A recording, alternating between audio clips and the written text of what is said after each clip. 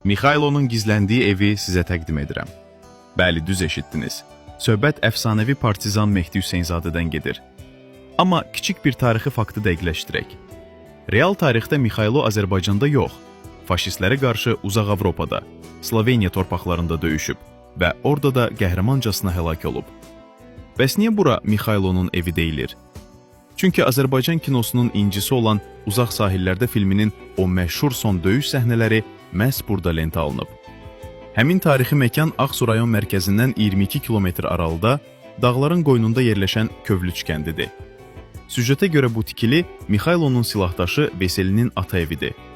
Alman zabitlərinin gəlişi, kənd sakinlərinin həyətə toplanması və Mikhailonun təkbaşına düşmənə müqavimət göstərdiyi o unudulmaz kadrlar məhz bu həyətdə çəkilib.